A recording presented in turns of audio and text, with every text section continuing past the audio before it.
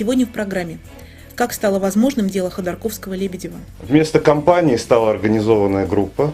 Вместо сделок стало преступление, там хищение, отмывание, еще бог весть что. Чем рискует премьер Путин и налогоплательщики России, проигрывая в европейских судах по делу ЮКОСа? Проигрыш Путина и компании в Гаагском арбитраже будет означать потерю всего резервного фонда России. Когда суд начинает защищать власть, как он понимает ее интересы, все, это означает конец правосудия.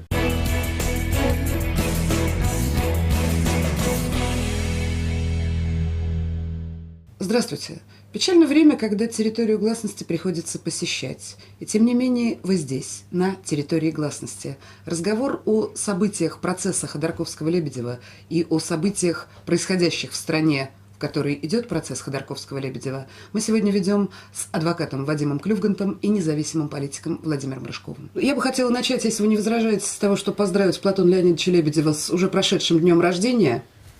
Коллеги могут присоединиться. Мы присоединились сразу еще, да. С удовольствием присоединяемся. Вот. И я хотела попросить Вадима Клювганта начать с так называемого объяснения. Ведь 188 томов обвинения может показаться просто тем количеством материала, который набивается для того, чтобы никто ничего не понял. Насколько мне известно, сам Михаил Борисович Ходорковский излагал это в 3 строчках, что ли, суть обвинения.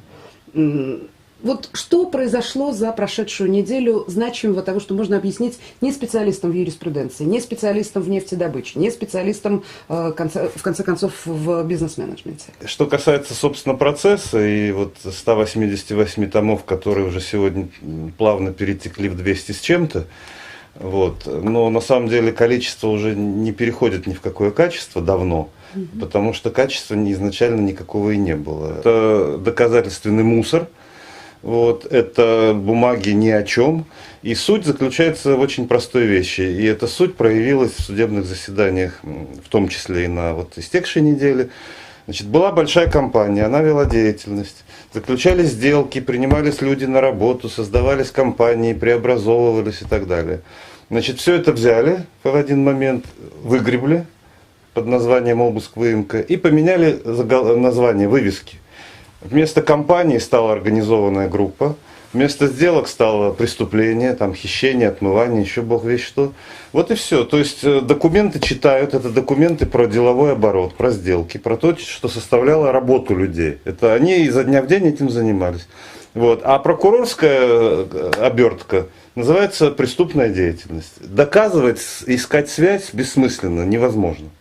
Скажите, пожалуйста, насколько мне известно, не раз и не два и Михаил Ходорковский, и Платон Лебедев подчеркивали, что с их точки зрения преступной деятельностью занимается аккурат сторона обвинения. Я хочу задать вам вот какой вопрос. Нарушение закона есть?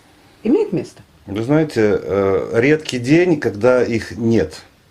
Это нарушение закона носящий системный характер. Еще больше абсурда это добавляет, когда наши прокуроры, в смысле наши оппоненты в этом процессе, когда они обосновывают свои незаконные действия ссылками на Конституцию, вот, потрясая ей в руках порой, и на другие законы, например, очень любят на Уголовно-процессуальный кодекс. Владимир Александрович, у меня к вам вопрос, наверное, даже как к историку, а не как к политику.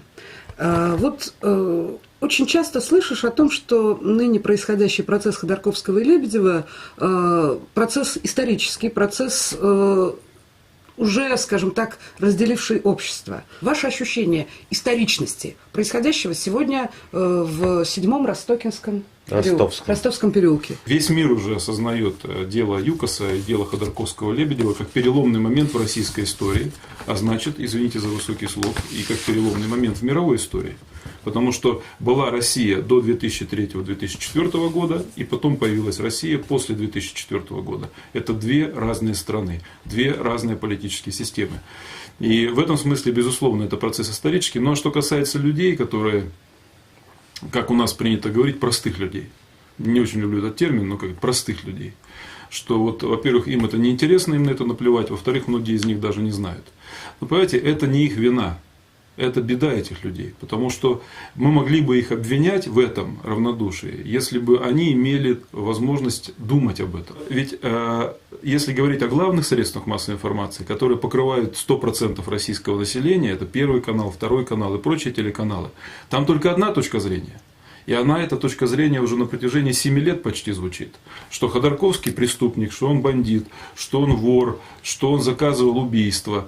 Что могут люди думать, если у них нет никакой возможности сравнивать точки зрения? Да, они могут выйти в интернет, но что такое интернет? У нас интернет – это привилегия горожан. Знаете, тогда у меня пара вопросов к вам как политику. Вот один из коллег-журналистов пишет о том, что вопрос о Ходорковском, я немножко перетекла уже к Путину, очередной нашей теме, Куда без него? но без этого не получится. Вопрос о Ходорковском был нужен Путину как воздух, и Путин этот вопрос получил. В Гааге сгущаются тучи, и трудно сейчас представить, какой шторм предстоит пережить внешнеэкономической деятельности России, если иски ЮКОСа, уже принятые к производству, будут удовлетворены. Речь идет о штрафах до 100 миллиардов долларов. Путин нервничает. Не Ходорковскому грозил Путин, сердито глядя в телекамеру. Ходорковский прочно сидит и при Путине не надеется на лучшее. Обвиняя Ходорковского, Путин шантажирует Запад. Еще шаг, и вы, пушистые европейцы, станете пособниками убийцы. Вы, будучи политиком... На самом деле, два главных события на этой неделе, на мой взгляд, это вовсе не выступление Путина 4-часовое, а два главных события, как справедливо было сказано, это решение арбитража в Гааге международного, который признал жалобу приемлемой. А это означает, что он ее будет рассматривать по существу. И претензии там, это, конечно, суду решать, но от 30 миллиардов до 100 миллиардов долларов. На минуточку, 100 миллиардов долларов – это больше, чем весь резервный фонд Российской Федерации.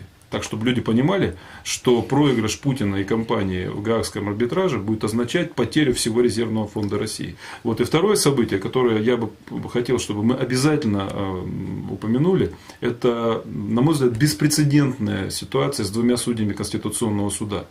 Кононовым и второй Ярославцев. Понимаете, это настолько важное событие, что просто надо бить во все колокола. Представьте себе, если там, два судьи Верховного суда США или два судьи Конституционного суда ФРГ вдруг опубликуют открытое заявление о том, что правоохранительная система их стран подчинена спецслужбам, не выполняет функции защиты закона, защиты граждан и утратила самостоятельность. Это бомба. Это атомная бомба в политической системе. Насколько мне известно, Кононов, кстати, писал особое мнение по Ходорковскому. И кто их изгоняет? Кто их изгоняет? Их изгоняют те судьи Конституционного суда, которые все эти годы молчат. Молчат про дело ЮКОСа, молчат про дело Наташи Мораль, молчат по поводу отмены выборов губернаторов, одномандатных округов, закона о партиях, о митингах и так далее. Они молчат. И вот это молчаливое, послушное большинство Конституционного суда изгоняет из своих рядов двух честных людей, которые посмели сказать правду о том, что происходит в стране. Поэтому, конечно, возвращаясь к Путину, Путин не мог не высказаться по делу ЮКОСа, потому что он-то, в отличие от простых людей, он-то понимает, чем грозит ему два проигрыша. Один в международном арбитраже, а второй, кстати, мы можем об этом поговорить, в Страсбурге. Владимир Владимирович, если, вот пишет Таня, это вопрос прислан по интернету, если наши мечты сбудутся и Страсбург примет решение в пользу экс-менеджеров ЮКОСа, то как вы прогнозируете дальнейшие действия властей? Нужно разделить то, что касается Европейского суда. Жалобы индивидуальные, скажем, Ходорковского, Лебедева, Алексаняна, их там около десятка таких. Эти жалобы идут своим чередом. Там одна жалоба Платона Лебедева уже разрешена в его пользу Страсбургским судом. Две жалобы признаны приемлемыми. Это значит, что вот-вот мы ожидаем решения по существу. Это касается первого дела Мещанского приговора. Это обязывает к пересмотру дела в национальной юрисдикции. То есть Страсбургский суд по правам человека не вправе разрешать конкретное дело с точки зрения виновен, невиновен. Но его решение вот такого рода для Верховного суда России означает обязанность отмены всех судебных решений по вновь открывшимся обстоятельствам. И начало процесса в том же режиме заново? Да. Нельзя подменить Европейским судом решения, которые находятся в компетенции национального суда. Другое дело, что эти решения должны быть в строгом соответствии с той же самой конвенцией, то есть с соблюдением базовых прав и свобод. Это написано в нашей Конституции, в нашей российской. Когда суд смещается в другую сторону, когда суд начинает бороться с преступностью, когда суд начинает защищать власть, как он понимает ее интересы, все, это означает конец правосудия. А конец правосудия означает конец государства.